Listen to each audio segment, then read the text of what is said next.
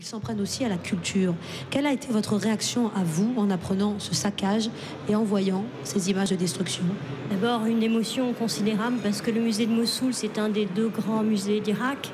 C'est un musée qui conserve des œuvres uniques pour le patrimoine mondial.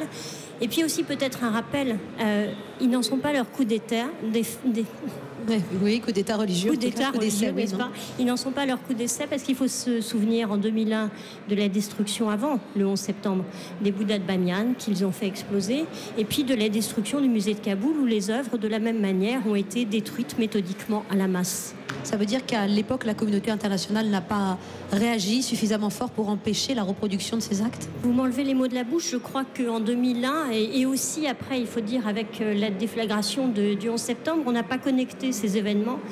On n'a pas compris l'importance symbolique de la destruction des Bouddhas de Bamiyan qui ont survécu pendant des siècles, y compris quand l'Afghanistan a été islamisé, et on aurait dû réagir beaucoup plus fortement. Beaucoup de réactions sur Europe1.fr. SCO nous dit une fois de plus, preuve s'il en était besoin de la pauvreté intellectuelle et culturelle de ces sauvages. Ce sont des images typiques d'une guerre de religion, nous dit JBD. Est-ce que vous l'interprétez aussi comme ça, Sophie Alors, Maclelou? je pense qu'il faut pas nier qu'il y a évidemment un aspect religieux. Dans le commentaire en arabe sur la vidéo que l'on voit, il y a un appel aux musulmans, aux croyants, disant que l'on détruit là des idoles. Donc ça, c'est une thématique qu'on retrouve dans le Coran, qui stricto sensu ne condamne pas les images, mais les idoles, c'est-à-dire les sculptures. Ça, c'est le premier point.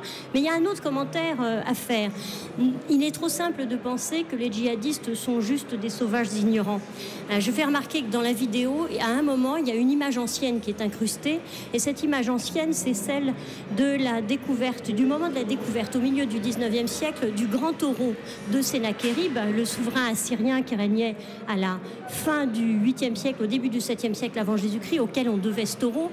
Donc ils sont allés chercher l'image ancienne. Et puis il y a un commentaire en arabe, et ce commentaire en arabe dit que en fait, ce que l'on détruit aussi, c'est des œuvres qui ne se trouvaient pas à la surface de la terre du temps, je cite, du prophète et des compagnons du prophète. En un mot, ce sont parce qu'il y a des impies qui sont les Occidentaux, les fouilles dans la région étaient menées par des Anglais, sur le site de Ninive en particulier, et puis les Français à Khorsabad. Ce sont parce que ce sont des Occidentaux qui ont exhumé ces œuvres qu'elles méritent aussi de disparaître.